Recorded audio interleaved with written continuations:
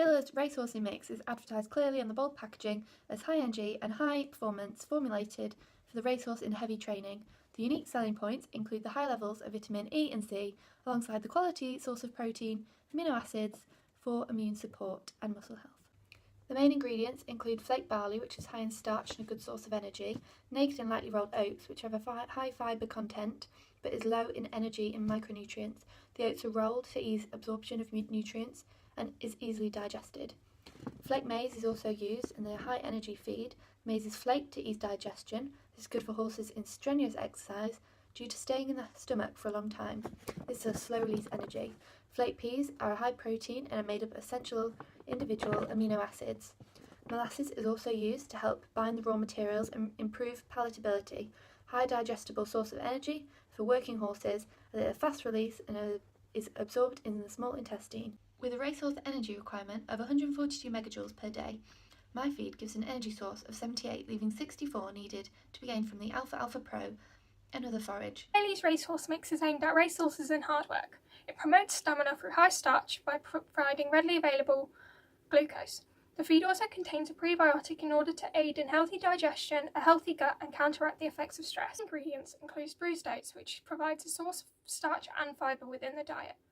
Micronized wheat is a high energy source, especially compared to traditional cereals.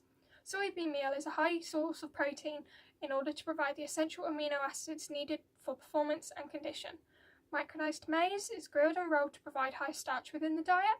And molasses is high in sugar and entices picky eaters. Feeding requirements for this feed is 6 kilograms per day split over several meals, which is based on a 500 kilogram horse in hard work.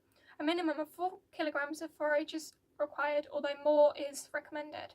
Bailey's horse feed contains micronized wheat, which contributes to the 14 megajoules of digestible energy per kilogram, whereas the other feeds use more traditional cereals, which are lower in energy. The feed also uses oats and maize, which contributes to the starch content of 33%. This is similar to both red mills and spillers, whereas Dodson and Horrell has a much lower percentage of starch. Bailey's provides specific minimum forage amount in order to provide a more balanced calcium to phosphorus ratio, which is important for balanced minerals. It also provides more fibre, as the feed itself has a rather low content of only 8%, whereas red mills provides no forage minimum requirement whatsoever. The feed is also high in oil with a content of 8.5% to provide essential omega-3 and omega-6 fatty acids. Dodson and Horrell race-like muesli. Its unique selling points are that it has performance level nutrition. It has chelated minerals, which are chemically combined with essential amino acids, which help to improve mineral absorption in the body for a more balanced diet. It has lower protein levels for horses in training and in light work. The packaging is bright and the information is clearly displayed, which makes it easy to read.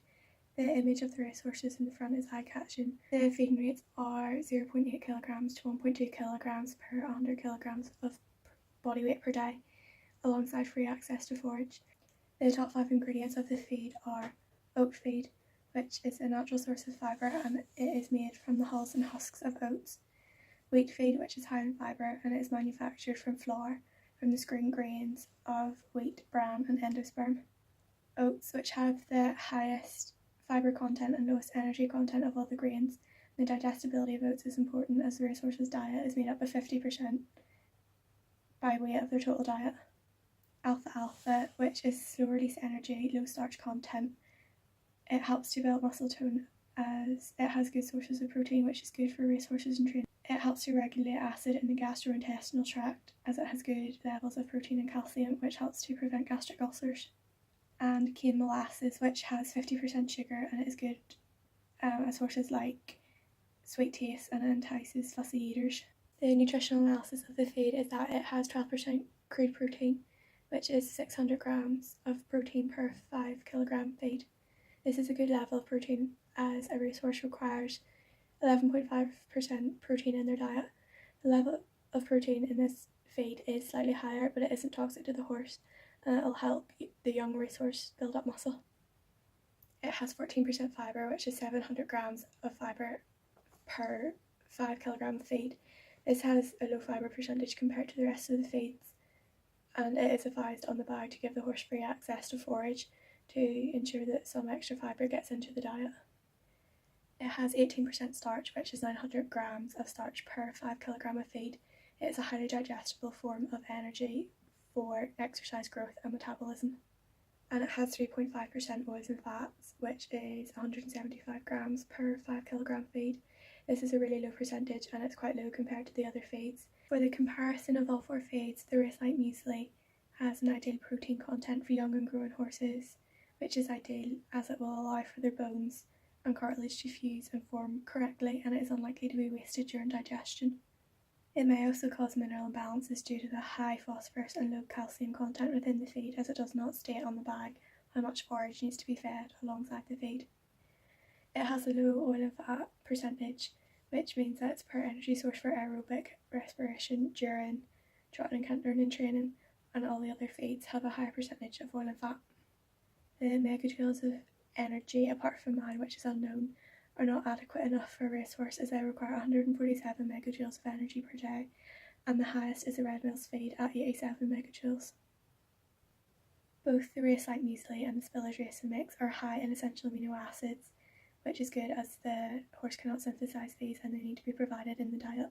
Red Mill's 15% high oil racehorse cooked mix is designed to support horses in high intense work and for those needing extra condition. This feed can also be used for horses with a lack of appetite. There are also a few unique selling points, such as the high protein levels, which is there for muscle development. It is steam cooked for better digestion, and high oil content gives lubrication through the gastrointestinal tract. The packaging of my feed is eye-catching and easy to read. With the label on the bag instead of in the stitching, this makes the feed more reliable with its sourcing due to the manufacturing of the labels as the packaging on the feed, as it will not change soon. Starchy cereals are the main feed component in this feed, giving a quick energy burst for racehorses. The starch levels in this feed are 33%. For the protein levels at 15%, they're fairly high for a racehorse mix. This could be because of the recovery process needed to be quicker for racing horses. Although this can be seen as a good level, the protein within the mix is higher than the suggested rate, therefore this may lead to some of the protein being wasted. The downside to this feed is the fibre content at 8.5%. This is low for horses as their diet has to be made up of 75% fibre. Because of the low fibre, the high oil content counteracts the fibre levels due to being able to push the food through the gastrointestinal tract. Although this is good in a sense, the food may be pushed through the tract too quickly, causing issues such as colic, and the horse will not be able to absorb all the nutrients properly. With my feed, the main ingredients are oat, maize, barley and cane sugar molasses.